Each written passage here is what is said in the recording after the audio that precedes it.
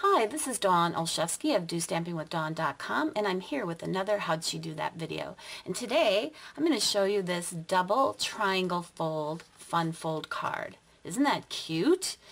And it's so much fun and super easy. So let's get started. I've got out my pieces here. So we're kind of working a little bit different. I'm getting all my decorative pieces ready so that when we do the fold part, we can just put everything together real quick. So I've already die cut my bottle and some labels, and this was actually a 3/4 inch punch. All right. Next, we're going to add that to a starburst punch with 2 dimensionals. Put that on the back here, roughly like that.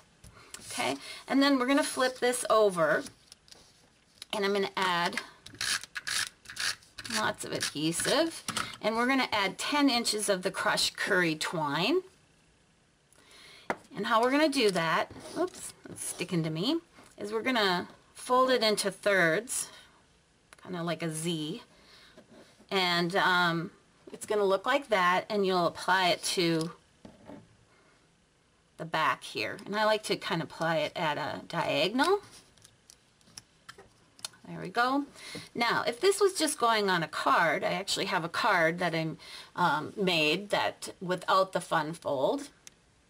You could just use dimensionals and add it to the card. This is one of the cards selections that I had at my last Stamp-A-Stack. But because we're putting it on a special fold where the back, part of the back will be seen, we're going to add another starburst, and this was in Coral Calypso. Or I might be saying that wrong. Maybe it's Calypso Coral. So the colors here are basic gray. We've got Bermuda Bay, Daffodil Delight, and again the Calypso Coral. All right. So this is almost ready to go. And we're going to do one little stamping and Big Shot. Here I've already stamped the For You image. It's right here in Bermuda Bay. Now this is a small image. I've got my, my framelits on the side of my Big Shot here. And we'll pull the matching one out. And notice how when I put it down, it doesn't line up. It actually kind of jumps like jumping beans. And what I want to do is move my paper, not my die necessarily. And that's just a tip for you for using small images and framelits. And I know that sometimes that can be a struggle, but don't worry about it. Let your magnet, let your framelit find the magnet and then slip the paper, your image, to match it underneath. So much easier. Okay, so there we have it. And I'm just going to use a little glue dot, and we're going to put this in the center of our bottle. So what we're going to do is you'll need your paper trimmer, and you're going to just line it up from corner to corner. We're going to cut this one piece, which originally was 4 inches by 5 1/4, and we'll line each of the points up on the cutting groove line. There we go. And cut it in half. All right, and then for now we're just going to set that aside. For the card base for this double triangle card, you are going to start off with an 8.5 by 11 inch piece of cardstock, just like we always do. And we only need half, but we need it half diagonally. You'll still get 2 cards out of 1 sheet of cardstock. So the first thing that you want to do is make sure you have your scoring blade in, and we're going to cut the paper in half. Excuse me, we're not going to cut, we're going to score. At 5 1/2, turn it, and score in half at 4 1/4.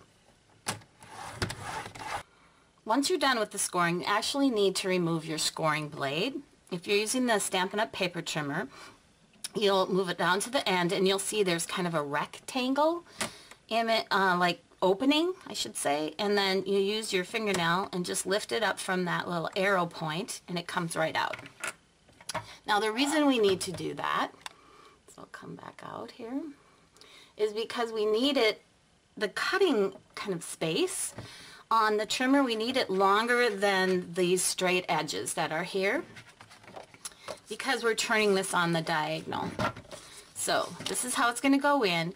At the top, you can see this, we're going to find the grooved line there, and we're going to push this corner kind of past our flat edge here, our straight edge, and then you'll come down to the bottom and you'll do the same thing. Now I'm holding this tight up at the top so it stays where I want it, and then I shift the bottom to match this one into the groove line as well. And then I'm going to go ahead. Now I'm ready to give it a cut. I have to admit, the first time I tried this on the trimmer, I was like, I'm not sure this is going to work, but it worked beautifully. So I was really happy with that. So we have 2 bases for our cards, and I'll show you how they fold. All right. So I like mine to fold this way, where this arrow at the top folds down,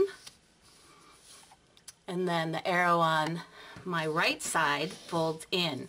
But truly, you can fold them either way.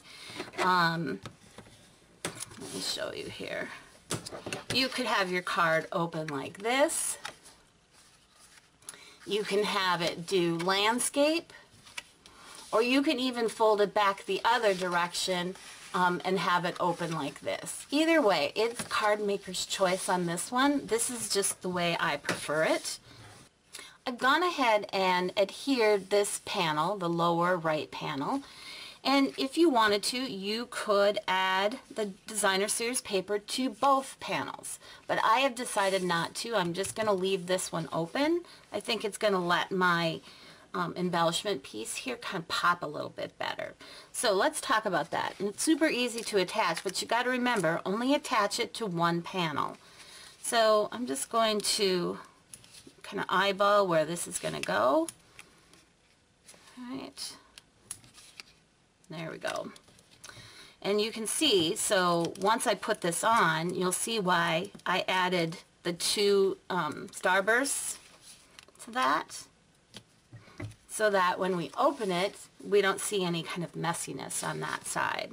So there, how cute is that? So let me show the original one again. Remember, I had the greeting inside. That's really cute. And I have another one here with the same Bubble and Fizz paper. That's the bottle caps. Super cute. Aren't those fun?